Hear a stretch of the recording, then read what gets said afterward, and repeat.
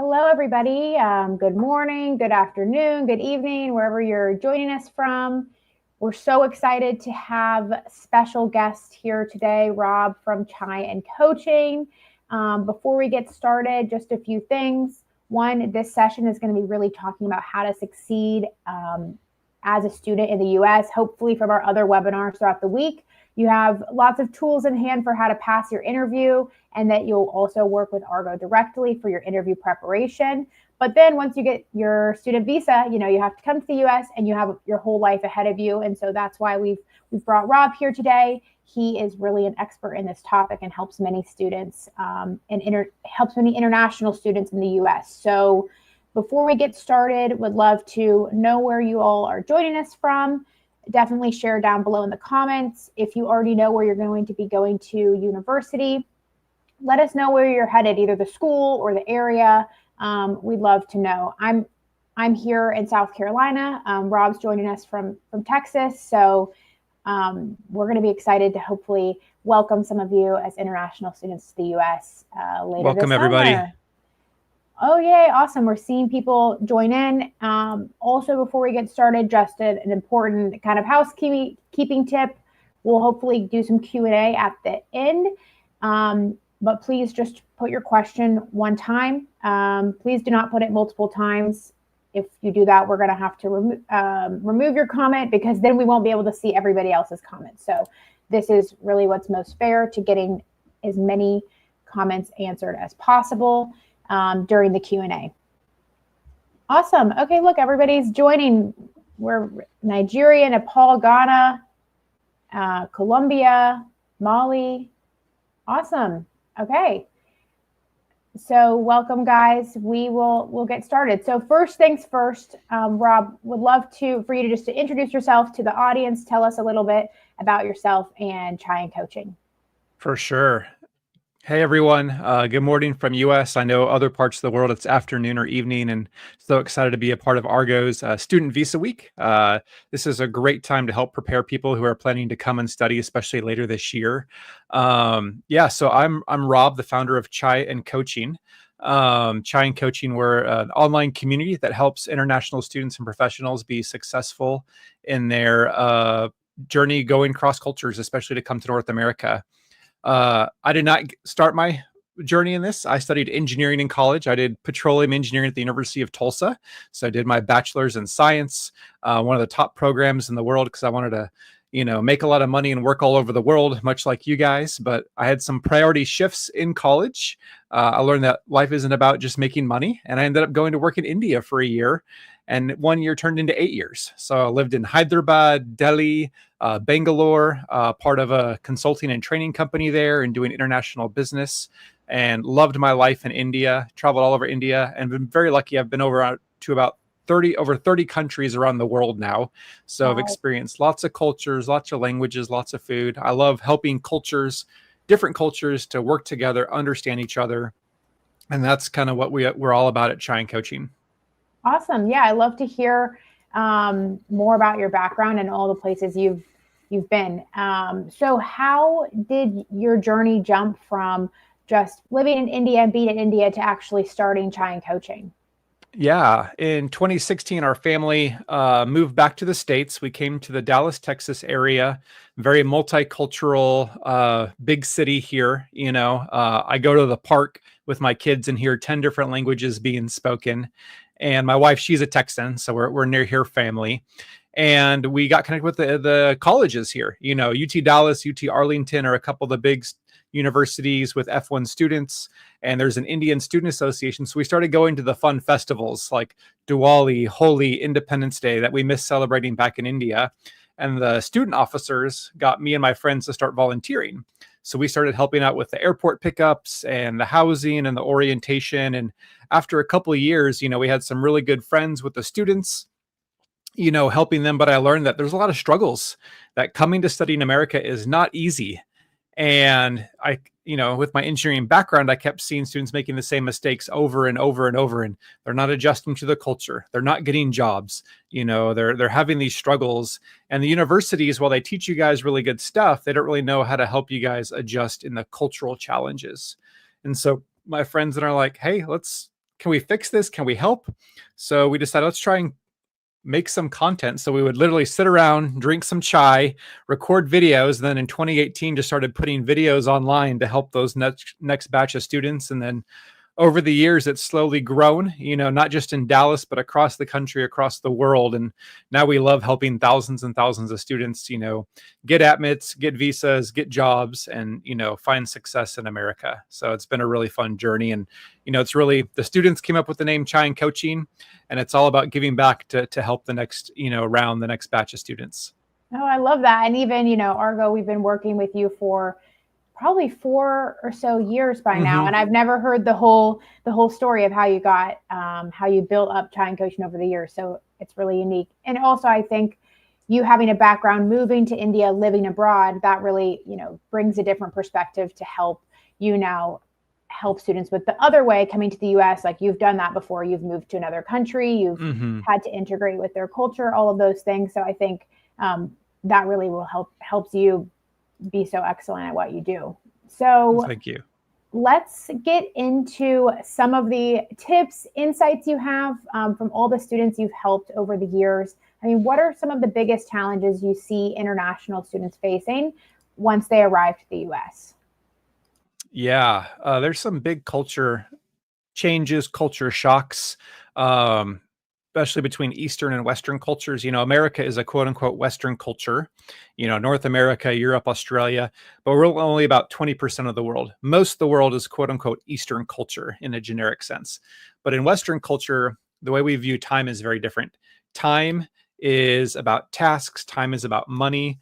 And I plan my day out to the minute, to the seconds, and that's how people operate. Class starts on time, meetings start on time, work starts on time, assignments have to be submitted on time. Eastern cultures are more flexible with time. It's about relationships and events and much more fluid, relaxed. And so that's a big adjustment, is to adjusting to time in America and being on time, which I know is hard for other cultures. America is also a very rules-based society, right and wrong.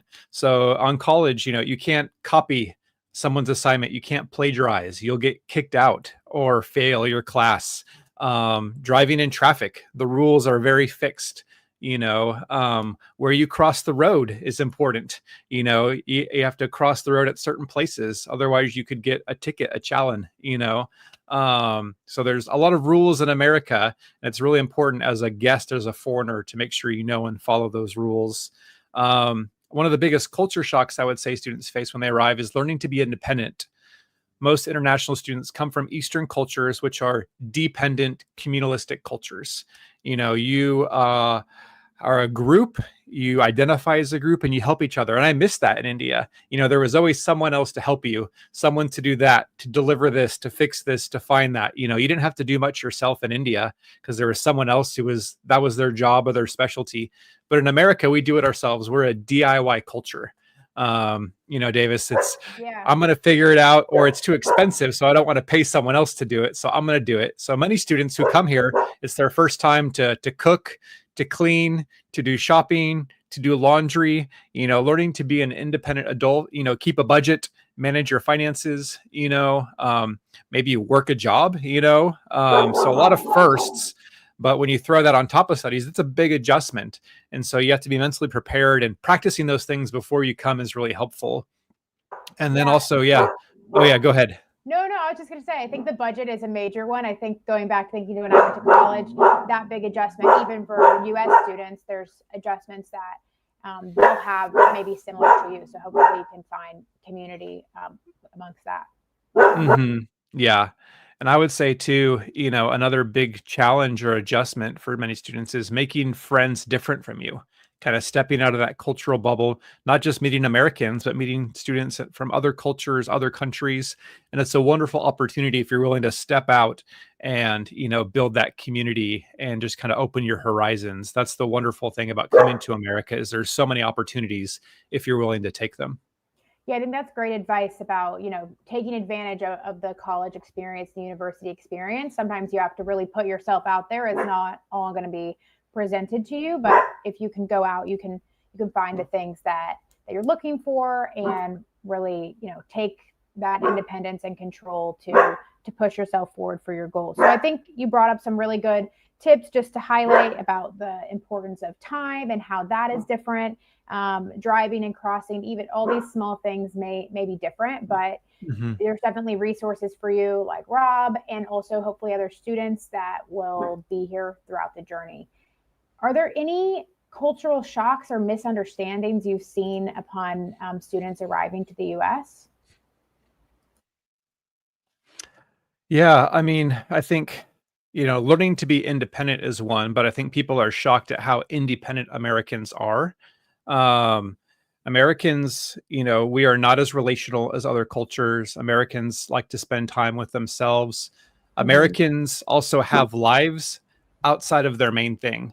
So whether you're a student or a professional, you know, um, we only work maybe 8 hours a day, or a little bit longer. But then there's, I know a lot of other parts of the world, you have to work a long time, commute a lot, have a lot Mm-hmm. of family obligations. But in America, a lot of people have like a second life, whether it's things they do with their family or hobbies, passion projects, things they do in the community to serve, volunteer, a lot of sports and recreation. So Americans are very active people, and that's a great way to build relationships and experience the culture here. Is you're going to have a lot of free time as a student, actually, more than. And I think another big adjustment is, especially in college in America, you have a lot of free time.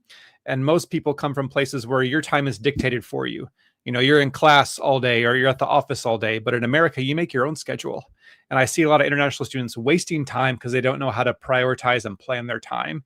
And they feel busy, but they don't have a plan. So learning how to Mm-hmm. plan, maximize your time gives you a lot of opportunity to do things outside the classroom, outside the office, but you have to learn to plan and manage your own time. Just like managing a budget, managing a schedule is a new skill that you'll have to learn when you come to America.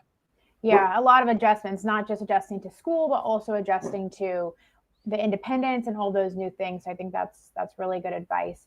Is there kind of a number one tip you'd say, okay, you got your visa approved after preparing everything, throughout this time, and then you have, a month before you go to the US. Is there anything that you've seen really helps a student get ready and feel confident before getting to the US? Yeah, yeah, definitely. So one, hopefully you can find your housing beforehand. That's going to set you up. If waiting to find housing once you get here will be stressful, so the more you can kind of pre-plan, pre-book your housing, coordinate with your roommates. Hopefully you're on Facebook or WhatsApp groups, finding roommates with other students. Coordinate with them. That way you can pack strategically. Whether you're bringing stuff for your home, your kitchen, your food. You don't need 4 pressure cookers. One person brings the pressure cooker and then other people bring other items. So plan with your, roommates with your packing situation. Try to find roommates that'll be a good fit for you and be supportive with you, but also be open to having new roommates from maybe a different part of the world as well, for a new experience. And a big tip is arrive as early as possible. I know a lot of students want to wait, or maybe you have to wait because of a visa, but they just show up a couple days left, with orientation or classes. But the earlier you get here, that means more time to get over jet lag, earlier to get oriented with college, earlier you can sign up for classes and get the good professors and the classes you want, get familiar, explore the city, have some fun. So the earlier you can reach America, the better. I know people want to have that extra few days with family and friends, but which is great. But I always say you'll have more success if you arrive earlier and have more time to prepare versus being stressed and not getting everything settled before classes start. Yeah, I think that's awesome advice for helping a student, think about what they need to do before. And even with getting there early, a lot of schools have, an orientation week before or something along those lines that is set up to help all students really with the adjustment. So you can Yeah. check out what your school offers. Yeah. And with students, anyone who travels abroad, you're always responsible for understanding your visa status. When I Mm, was working in India on my business visa, I had to know what is right and wrong about this business visa. When I would travel as a tourist in another country, again, so if you come to America on a student visa, you need to know your visa status and rules. So that is your job, not the college's job, not the government's job. So study it, know how to abide by it, know what the academic requirements are, and then beyond that, begin planning out your visa and immigration journey. Think Yeah. beyond graduation. Too many students only think about that day, that week, and they graduate and they don't have a plan for a visa, or their OPT is running out, which we'll talk about later. So think ahead multiple years, even 5 years. Where do you want to be? And have a plan that you're working towards in visa and immigration. That way, there's not surprises or you run out of time and you miss out on a great opportunity. Yeah, that's amazing advice and really goes back to kind of the theme of independence. It's already kind of come up a few times that it's going to be your individual responsibility. That's kind of the expectation about advocating and knowing about your visa status. And then it'll come along in the job portion as well, as Rob alluded to. So if you have questions about the job and career opportunities, we're going to touch on that shortly. Oh, great. So we have a comment. We have some comments here. So those are looking awesome. Definitely feel free to ask your questions so we can do a little Q&A at the end. So we've kind of focused on, okay, how do you adjust to life in the US culturally? What are some things you should think about in that transition? But at the end of the day, you're coming to the US for a student visa to be on an F1 visa. Primary goal of that is to help provide new opportunities for students to study in the US. What would you suggest an international student think about to adapt best to the US education system? Have you seen it's very different? How should they think about this when actually starting their classes? Mm-hmm. Yeah. One of the big shocks is how students relate to professors. And that cultural term is called power distance. And that's how you measure distance between relationships. So Western cultures like America are called egalitarian and have low power distance, which means bosses and employees, teachers and students treat each other more like peers, especially in higher education. But Eastern cultures, especially like Asia, Africa, Middle East, they have more authoritarian cultures and very high power distance. So the boss is the big boss, the employee is the lowly employee. The professor is sir, sir, sir. The student, is very humble and quiet and respectful, and that's wonderful in those cultures. But in America, you might call your professor by their first name or your boss by their first name. And the American professors are not going to want all the formalities of sir and madam and, the things that maybe you would do to show honor and respect in your home country, learning how to shake their hands and, drop by and visit their office. Or your professors might have you over for a meal just casually and to be friends. So the professors are going to be more like big brothers, big sisters, and be your friends. So allow them to mentor you, spend time with them outside the classroom, go to the office hours, get involved with extra projects with them because they are going to be a big part of your success. And you can build a special bond with them, which maybe you wouldn't normally do in your home culture. While professors are kind of mentors, also get another mentor. A lot of universities have mentoring programs where you can get paired with a senior, an alumni, or a local professional. So talk to your academic advisors or the leadership in your kind of college program and see what mentoring programs are there, because that'll really help you find success in your studies. And then also the university provides so many great free sessions with academic advisors and career services. And sadly, a lot of the international students don't attend those. They're free and they miss out on a lot of great resources, tips, training. So make sure you attend those. And one more big tip as a student is have fun. College in America is not just about the grade, it's about having fun. There's student life, campus life, clubs, organizations, sports, parties, different festivals they put on throughout the year, a lot of traditions that are really cool at the colleges. So make sure you don't just study, but make friends, have an experience, travel, make memories. You're going to work the rest of your life. So why not enjoy and have some fun time too while you're a student here in America? I think something that kind of stood out to me with what you're saying too is often a lot of those things you touched on are about building relationships and kind of building community through what opportunities you have at the school, whether it be your professors, other mentors locally, the local community clubs. There's a lot of opportunities to build relationships and find community, and that can help support your studies because you'll feel comfortable, confident, and you will be, you know, a happier, more fulfilled person studying the US. And I also love that you brought up, you know, the technical term about power distance. I'm sure that's something, if you do your own research, there's probably some TED Talks, other tips about that. And I think that's a really tangible thing that hopefully people will take away from this. You can look more into researching that term and how that may differ from where you're coming from versus the US. So I think that's super helpful. Yeah. Do you see any major differences between the education system itself in terms of style or learning, or is it mainly kind of what you touched on already regarding the professors? Yeah, education is huge, night and day different. Friends, while I'm sharing about this, please tell us what college you're planning to attend. I'd love to hear which part of America, which college. So in the comments in the chat, tell us what college you're planning to attend. Maybe Yes. you'll find a friend here who's going to go to the same place as you guys. But colleges are so different in America compared to the rest of the world. One is the practical versus theoretical. I know a lot of Asian education systems is much more about theoretical, memorizing the information and then, putting it back on the exam at the end of the semester. Where America, it's much more practical. It's learning why and how and, very hands-on, tangible. So that's a big shift. I think a lot of students appreciate that and like that better when they come to America, but how you study, how you get graded is very different. And then another big thing is, when I was in India, pretty much college was one midterm exam and one external. So maybe kind of one or two big exams determined your whole grade, you know. And it was really about that big exam, the external exam at the very end. And you could kind of blow off most of the semester and you cram at the very end for that big exam. I don't know if that's what your education college experience was like, let us know. But in America, it's not like that because it's practical.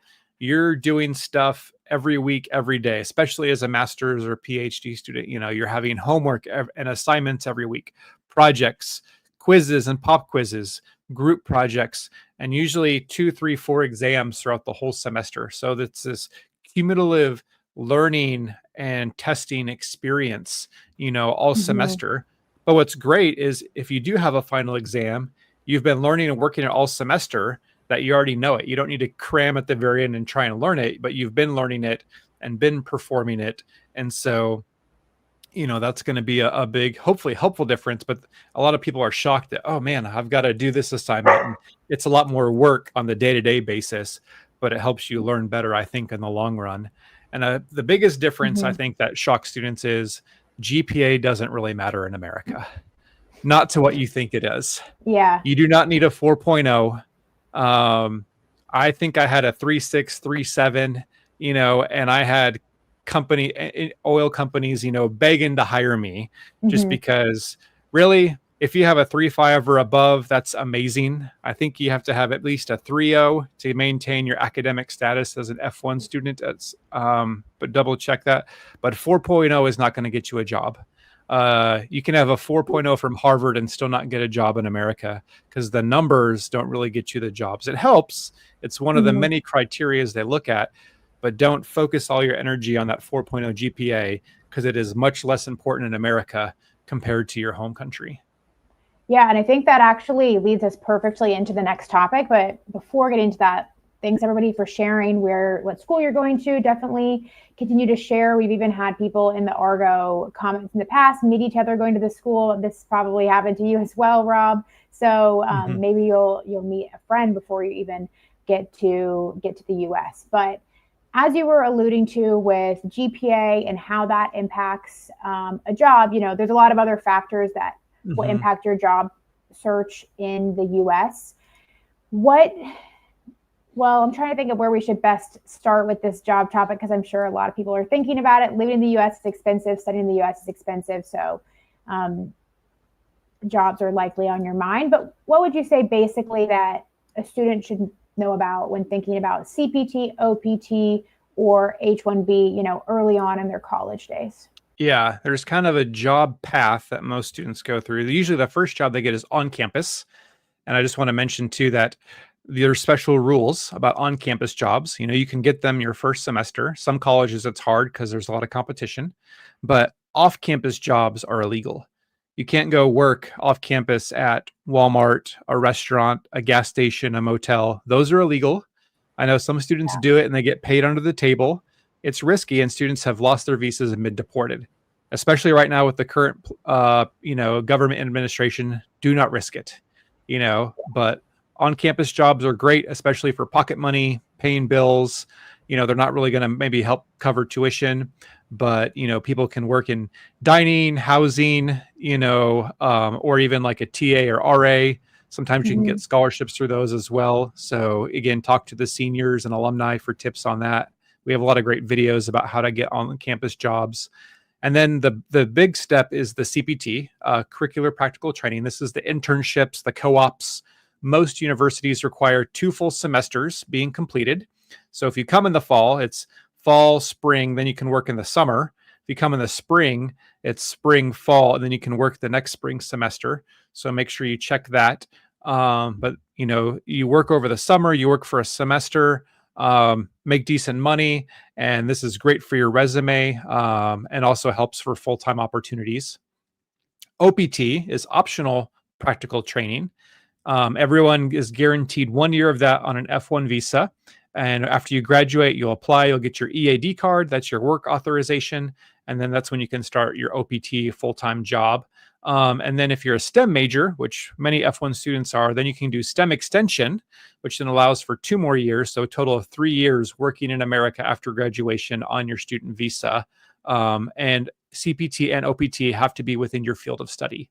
So again, it has to be approved by the university and within a job role, company, and industry that is tied to your field of study, your degree program.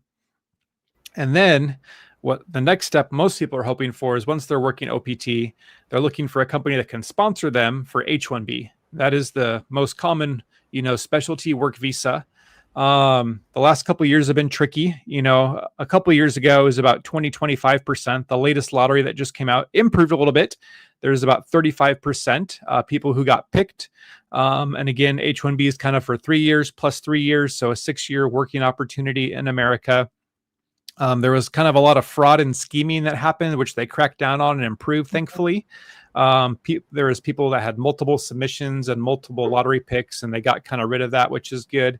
But H-1B is not the only way. There's other work visas like O-1, EB-1, things that help the green card process. So make sure that you're, again, studying and learning different visas, different immigration pathways, especially if you want to go for green card and citizenship in the future. And again, as Argo would say, you have to be very careful how you talk about those things in your student visa, because that is a non-immigrant visa. So be careful of that. Exactly. No, I think you brought up some really good, important things, and that I was actually going to touch on that. Like, if you were trying to think, okay, how will I talk about my plans after graduation to the officer? I'm thinking about this, I'm thinking about that. I don't really know what to do. Definitely reach out to us at Argo, and we can help you figure to articulate that and explain your case to the officer. And I think Rob also brought up, many good points. First off, now you guys have hopefully the better understanding of the job opportunities and the journey that you could have as a student. But also, I think an important thing, hopefully you take away from it, is you can start early, and starting early is helpful to, building up your resume and building connections too. I mean, the U.S. Networking is a really big thing as well. I don't know, Rob, do you have any thoughts on that part of the journey and the job process? Yeah, totally. Standing in America, again, because we're independent individual culture, standing out is a really important part of the job search, which is hard for a lot of Eastern cultures, because probably where you're coming from, you're told to blend in, be part of the community, harmonize, don't bring shame, don't stand out. But in America, we're very proud of being different, and we're rebels. And, in the job search, you kind of have to be a rebel, and you have to stand out and be different and shine, because there's so much competition. There's over 1 million F1 students. You guys all have great resumes. You've all got good GPAs. You all look the same on paper. So what's going to stand out? What's going to make you different? LinkedIn is, you're all going to have the same LinkedIn profile. And so the best way to stand out is through networking. Too many students just come and apply online, and applying online is the worst way to get a job in America. Most of the time, they never see your application. It gets rejected. It gets lost. I've got lots of other videos on why applying online is the worst way to get a job. I'm not going to go into all the details today, but just trust me, too many students will apply, 500, 1,000 applications online and Wow. get no interviews, and my American friends are like, that's nuts. Americans at most will do like 20, 30 applications to get a job, but that's what most students will do in a day. But when I Wow. ask my American friends, hey, how'd you get your job? They don't tell me about applications. They tell me who, this friend, that connection, that relationship. Because in America, getting a job is all about relationships, networking, and referrals. And so it's not about what you know. It's not about who you know. It's about who knows you. So you have to make the effort to get out there, meet professionals, get out of your bubble, get out of the classroom, and give people in the industry, alumni, networking, all those things, people an opportunity to know you. And once they know you, they'll know your value. And that's when they're willing to want to help you. But if you're just a Mhm. stranger, online on LinkedIn begging for a job referral, people aren't going to help you. And so building relationships is really important. Um, you know, building your profile. So Mhm. again, on your resume, recruiters, hiring managers are looking for proof. You know, everyone's got the same certifications, but what have you done? How can you measure, give metrics, quantify? What is the impact that you have made with this club, this internship, this on-campus job, your job back in your home country? The more you can measure and quantify your impact, that shows, oh, this person just doesn't know this code, but they use this code to save this company this much dollars or increase this much efficiency or bring in this many more Mhm. customers. So that's how you can build your profile. And if you can have a website, a personal website where you can have your projects, papers, GitHub with your coding examples, or, if you've won any hackathons or case competitions, anything that a recruiter can click, and click on and see online, that's also going to help you stand out and be more attractive in the recruiting process. Yeah, those are some really great tips, especially I love what you said about it's not really about who you know, but who knows you and leaving that great impression. And I think you also just touched on a really great part that ties back to the academic is the projects. A lot of universities, as part of your coursework or even as major grades, you'll have projects, assignments, things that do have that practical kind of setup, as Rob has talked about before. And so those you can use to your advantage on your website or in your resume building. So it's another reason to kind of take all of those projects seriously throughout the year, as you can really utilize it when you get to the job part of the journey. And the Mm-hmm. other thing I want to highlight about this, which really relates to the interview, is there are components in your control. There's definitely things that are different that maybe you think, oh, I wish I could just, it was more explicit merit based and it wasn't about standing out or this or that. But the positive side of it is that there is things you can do in your control and you can take a lot of things in your control.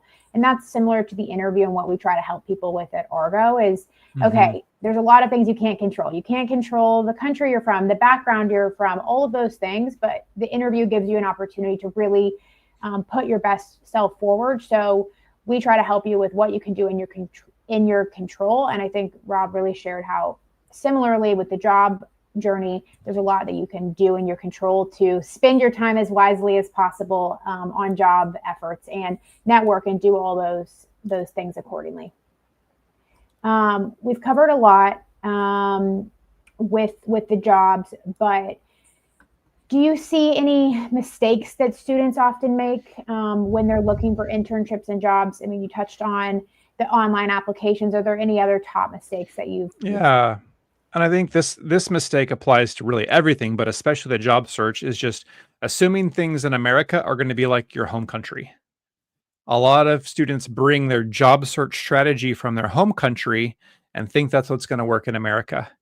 But America is so different. If you map out cultures around the world, America and South Asia are on opposite spectrums. And then if you're coming from other parts of that side of the world as well, you're going to be so different from American culture, and especially with the job search. And so too many students come and think, oh, yeah, if I just get this grade, if I get these numbers, I'm going to get a job. Because maybe in their home country, if you get a certain mark, a certain grade, a certain number, you're kind of guaranteed a job, especially with the campus placements. But America's not like that. Getting a job is up to you. The college is not required to find you a job. Your GPA is not going to get you a job. Your friends aren't going to get you a job. It's up to you. You are responsible for yourself in America. And so you have to network. You have to build your resume, your profile. You have to go find the mentors who can help guide you. And the easy thing is to sit at home and apply online because you feel like you're being productive. You can check it off, but the results are not going to come. You have to make the pivot to I have to step out of my bubble. I have to make the effort. I have to take the risk, but that's where the results come from. And the students who are able to step out of their bubble, get uncomfortable, network, go to meetups, go to conferences, go to hackathons, go to workshops, all those good things. Those are the ones who have jobs come to them. So it's up to you to be willing to do things differently. While all the other students are sitting at home applying online, you're going to say, I'm going to do things differently because I want different results. And so you have to make that choice to do the hard work to get the great success. I love that. And I've definitely heard of many people, my friends, but also international students having, the job that they end up getting didn't actually exist or like ever get listed online. They're kind of building that up over time through those connections and conversations and outreach that you can build throughout your time in college. So we've talked a lot about cultural adjustments, academic tips, jobs and careers. Are there any other things about the job that we've discussed that you have anything to add on? Ooh, I'll just say this. While America has a lot of different opinions in the world media, and I know a lot of people have maybe negative views right now about America and the government administration when it comes to foreigners and immigration, the average American is very friendly and helpful. That is the biggest feedback I get from students when they come here. The last 8 years I've been here in Dallas helping international students is they say, Rob, I didn't expect Americans to be so nice, to be so friendly, to be so helpful, to pick up strangers at an airport, to take them to the grocery store, to take them to the doctor's office in the middle of the night. The sad thing is, I think at least 80% of international students in America never step foot in an American home, which is heartbreaking. On both sides are missing out. So make American friends. I know a lot of colleges have friendship programs where you can get an American friend or family to kind of adopt you while you're there as a student. So Americans want to help, they want to be friendly. Americans like being friendly. They like small talk. And so if they say hi to you on the bus or at the grocery store, they're just being friendly and just say hi back, So I think, you can, once you're here, you should feel very welcome. And so don't be scared to come to America. Yeah, I love that advice. And that, there are definitely things said in the media, but overwhelming majority of people are friendly and we're happy to have you here. I mean, even just take this session as an example. Rob and I are both taking time out and we want to share with you some tips for success. There's thousands of immigration attorneys out there that are all here to support U.S. citizens. There's other organizations like what we do or what Rob does or programs and all your universities and the students, your DSOs, the clubs. There's many people here that are going to welcome you with open arms and are excited about all the great perspective, knowledge, and enthusiasm you're bringing. So here at ARGA, I can definitely say confidently that all of our team and our officers loves international students, working with international students, helping them through this journey. So I think that's a really great topic you mentioned. If anybody has any questions, we have a little bit of time to go through some questions. Let's do some Q&A. I saw a great one asking about eye contact. What do you think about this topic, Rob? Yeah, especially for the visa interview, whether it's a visa interview or a job interview in America, eye contact is very important. I know in especially Eastern honor shame cultures, not looking at someone is actually more either respectful or prudent, or maybe how to show respect across genders or to someone who's in a higher position of you. But an American wants you to look at them in the eye. If you're not looking them in the eye, it means you're nervous, something is suspicious, maybe they're lying to me. And so the goal of the visa officer and the person interviewing for a job is you want them to trust you and to connect. And so you want to make that eye contact, you want to connect and smile, you know, the body language communicates a lot. And eye contact, how you hold your body, smiling, a good handshake, all those things communicate a lot without ever using words to help people feel good about you, especially a visa officer. Awesome. I think that's super helpful. We just got this comment. Tomorrow is their interview, having anxiety. First off, best of luck. We're happy you're spending a little time with us here before your interview. And I would say go back, watch some of Argo's videos, watch some of Chai Coaching videos. He has some videos interviewing some of our officers, but also make sure you get a good night's rest before your interview. That will definitely make a difference. And practice in the mirror, practice with a family or friend, and just put your best self forward. Rob, do you have anything else to add on this one? Yeah. Being rested is really important. Don't stay up all night, trying to cram, but practice makes perfect. So I always say mock interviews, Argo and Chai Coaching, we have a lot of great videos, especially what are the common questions for F1 visas. Those are easy to find. So practice them. Have a friend, a family member ask you the questions and you practice them. Mock interview practice is really helpful. Don't memorize the answers and sound like a robot, but have your key talking points and practice talking about them like in a conversation. And the more repetitions you get, the easier it'll be to do that when it's game time during the visa interview. Yeah, I think that's super good advice, especially about not memorizing, but practicing and kind of finding that balance of how you'll present yourself, that sort of thing. And similarly, this person asked about how to build confidence, and I think Rob kind of answered that. Practice as much as possible, build the reps. Like it's the gym, you're working out that muscle of interview prep, and also I think it will eventually pay off when you get to your job process too. The visa interview will help you build those interview skills. Anything else to add here about building confidence? I would say, yeah, don't overthink it. The more you worry, I always say, don't make decisions based on fears, but make decisions based on facts. And I think this also kind of goes with preparation. There's things you can control, which is your preparation, and there's things that you can't control, which is the visa officer. So don't spend all the time thinking about, am I going to get a good or bad visa officer? Is he going to be in a good mood or is she going to be in a bad mood? All those things people kind of freak out. You can't control. All you can control is your documents are good to go, your answers are good to go, and you feel like you are a credible person and you're going to communicate that the best of your ability. And that's all you can do.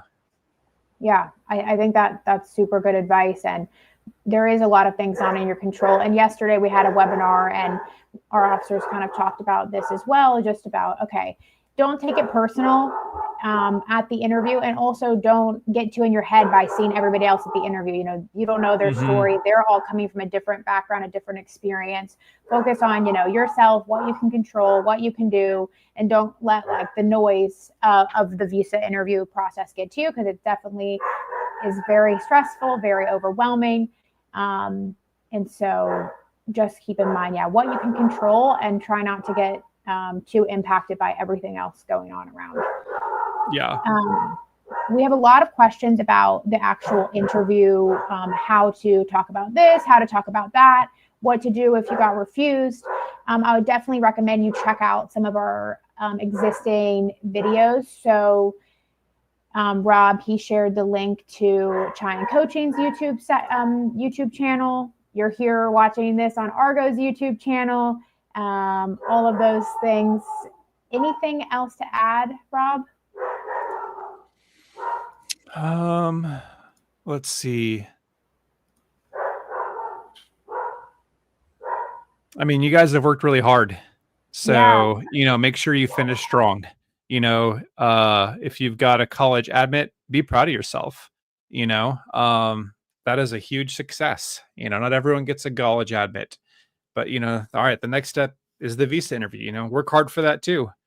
And then when you get to America, all right, you get to work hard. It's a lot of, make sure you celebrate the wins, Yeah. but then keep up the momentum, keep up working hard, keep up the focus.